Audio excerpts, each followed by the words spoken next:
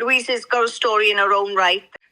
This is a female that was subjected to abuse from a very, very young age, trafficked all over the UK, from Wales, where again she was mistreated and used as part of this case. Why call her as a witness when all they wanted to do was discredit her anyway? And actually, where's her childhood gone? She was robbed of her childhood and never had justice for any of it. And even to this day, they still try to silence her. I don't think her abuse has ever been properly investigated. She deserves justice for what she's been through. Her childhood was stolen from her. It's like somebody takes your voice, you live somebody else's lie, and at some point you're going to snap. Louise has been silenced so many times, and some of them by the people involved in the David Morris case. She's got the right to speak out and get justice. How old were you when you first met Mandy and Doris? Was I about 4 or 5, I think? So that's when I first met Mandy and Doris. So you knew them before the girls were born? Yeah. What was Mandy like? She was bubbly, always happy, friendly, kind, considerate. She'd do anything for you. What was Doris like? Oh, she was lovely. She was just, I don't know, she just always had a story to tell you, but she was just kind. She'd ask if there was anything she could do for you. I don't know, they were just lovely. You went on holidays with them down to Tenby? Yeah, Kiln Park. How many years had you known this little family? 11, 12, because I don't know if I was 4 or 5. Why was this little family so important to you? I think it was more because they showed me kindness and they treated me like a human being, not like a slave. You say that you lived with them on and off for short periods of time. Yeah. Why did you go to live with them? Because of the way my mother was being towards me. And they saw that? Yeah. Did Mandy see violence towards you? Yeah. From your mother? Yeah. More so down Kelvin Road. Did your mother see Mandy as a threat to exposing her criminality? I don't think she saw her as a threat. It was more of, you're getting a bit ballsy now, shut up. Because Mandy and Doris rang at social services. Yeah, that was once a Penedre. Mandy did it. Yeah. And they said I couldn't go and live with them then, because obviously Doris was getting ill. Her mobility was restricted. There was lots going on there. And then down in Kelvin Road, Mandy called him again. But then Doris obviously was bedbound at the time. So they basically said the same again, but Mandy'd let me stay there. Did your mother know that they'd gone and reported her? But I think so, because her and Mandy used to argue a lot. See? Right. And then Doris told her, said, get that woman out of my house. And I don't know, it all just kicked off. Did your mother like Mandy? I don't think my mother really liked anyone. Your brother Clive killed himself under the direction of your mother before she died in 2003. What did she say to him? My mother was on a deathbed and Clive called. And basically she apparently told him, you're a waste of space. I hate you, I never wanted you. You may as well just kill yourself because you're no use to anyone. I can believe she said that because she said that to me. So, and then obviously he was found hanging in the woods then the following day. Your mother had children in different places. What was the reason she was told to leave Helford? Otherwise they were going to take the kids off her. You recently found out that she had a child when she was 13? Yeah. Fathered by a Catholic priest in Limerick. Yeah. Can you tell me about that? She had a baby over in Ireland and then she was 13 and it was by the local priest, who is now the canon of the hospital parish in County Limerick, protected by canon law. All this stuff is coming out about Ireland. They turn around and went, oh, that does happen over here, about a 13-year-old getting raped and pregnant and having a child and it being sold. And the care homes, how they sold babies and whatever, it was all classed as normal. How is that normal? Was your abuse ever reported to South Wales Police? Yeah. What did they do about it? Nothing. Told me I was overreacting. That was when I was 16. Did you ever report the abuse to Phil Rees? Yeah, I told him when he came out, he was asking me questions, obviously about the murders. And then, like, when I got into saying, he said, oh, what was the relationship between your mother and Mandy? Well, obviously because of that then, trying to explain to him, and he'd go, oh no, don't be silly. Oh, I'd be looking at him thinking, well, write it down. Yeah.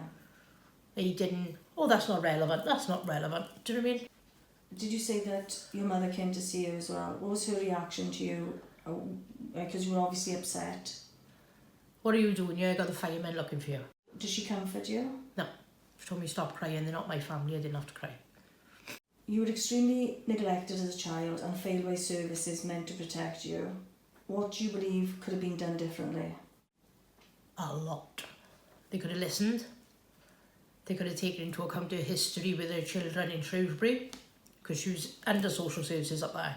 So why the hell she wasn't under social services down here is completely beyond me. Louise is an amazing, strong lady.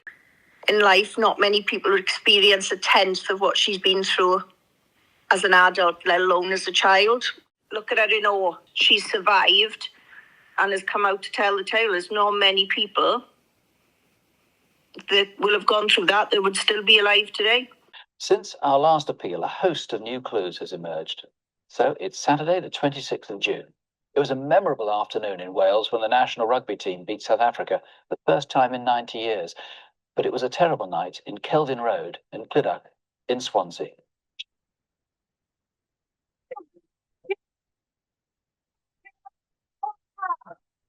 Next, we're trying to trace everyone who was at or near the chip shop on the Mond in Clydach that Saturday night. Can I have a taxi for Giovanni's?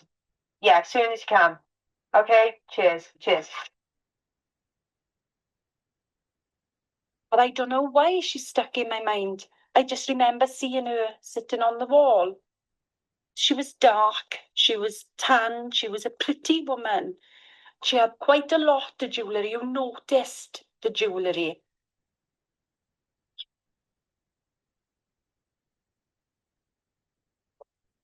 Excuse me, mind if I take this one? I'm in a real rush. Sorry, love, I've been working all night. I'm off home. Is this taxi for me? I don't know, I was just told to come and do a pickup at the chippy. Anything.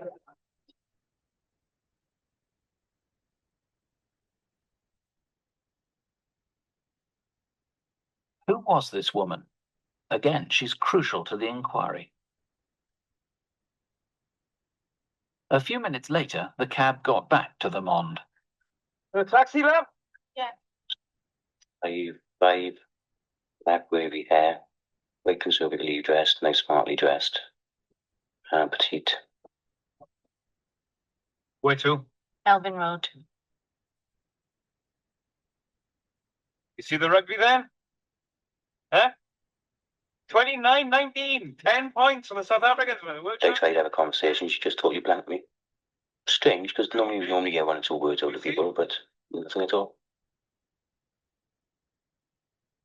Not into rugby? She was sitting there with her hands on her lap, with her head down, as if she was in a world of her own.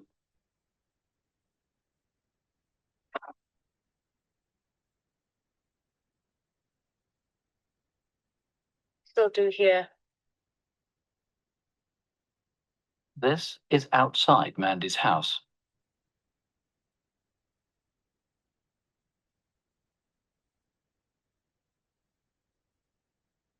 This is the key person that needs to be identified. Another important time on the night appears to be 1:45.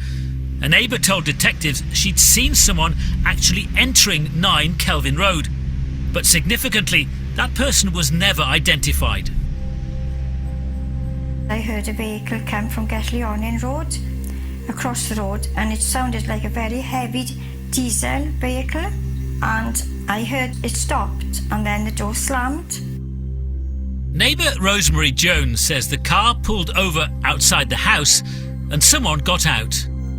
And me, now nosy, got out of bed, and as the window was open, I could hear the handle of the door going. I thought, oh, somebody's gone in there.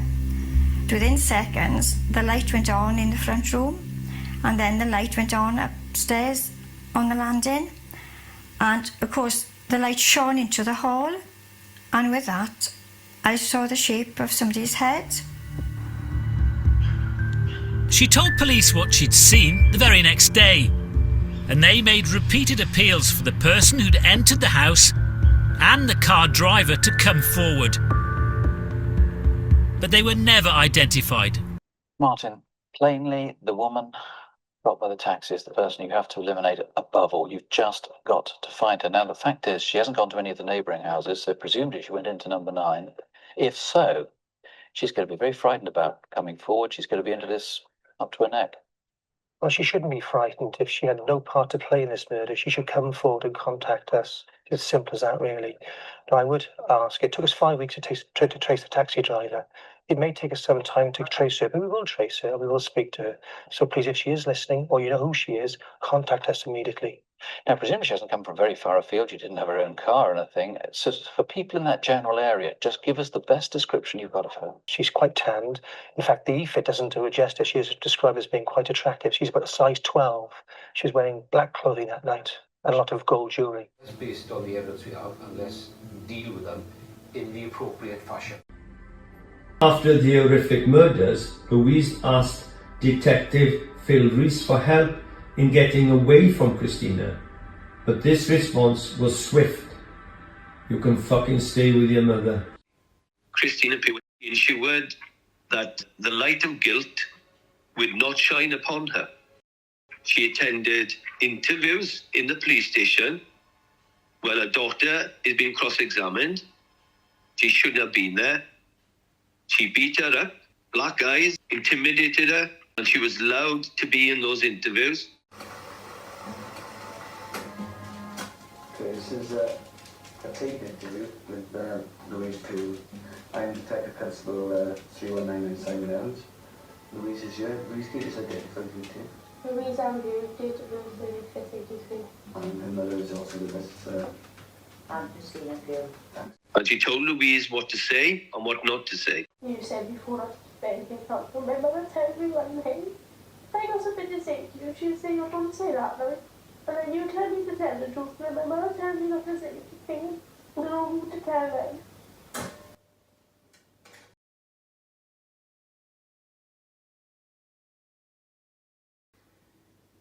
Christina Pugh was a very, very evil person. To coin a phrase from Martin Lloyd Evans, is beyond the imagination of ordinary folk. There are things that cannot be reported because they're too vile, they're too sick. Police know of them, and that makes it even more disgusting. The evidence was there and was never applied. Perpetrators have been protected by the ex parte public immunity applications. It's impossible to accept. No person should accept it. No society should accept it. If it suits the law to entrap you, that's what they'll do, because they can.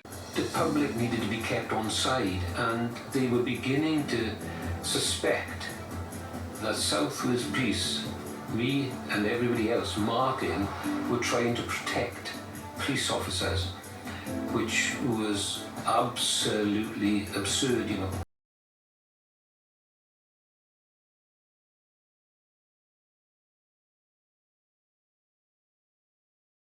You know, in the criminal investigations, okay, and we don't give all material to defendants who are going on criminal trials. It's unacceptable. Stand with Louise because I believe in fair, equal justice. Was it that the police failed in their duty to ensure that all people were treated fairly and equally? The judiciary, you cannot make an informed decision unless the courts or the judiciary or the jury have all the facts that they need to ensure a fair hearing is conducted. Without that, how is the case then decided? It would be in the public's best interest because this is public funds that's been spent. The victim can't speak for themselves. However, the public need to be aware that it is their money that is spent in deciding who is innocent or not. And if misappropriation of funds continues, How would resources ever be spent effectively? You don't hold those to account, and if there's no thorough, rigorous accountability or auditing of misappropriation, then the cycle will continue. People are afforded immunity for various reasons, whether it's, children, young people, working professionals, their data is not put on public records, and those that need to be kept safe. But David Morris wasn't in that category. Why did they do that? Because there's information in that PII which would prove his innocence. Therefore, they need to be opened up. Yeah, well, there you go then. Because if that information wasn't given, and it's pertinent to someone's defence, innocence or guilt, then the jury should have known that to make an informed decision.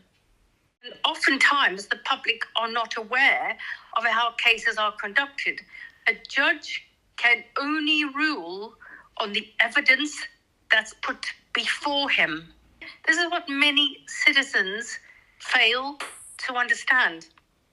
A judge and jury can only make a fair and balanced decision on the evidence put before them. And if crucial critical evidence is never put before the jury, how is it ever going to be redressed? There is no legal redress. There is no justice.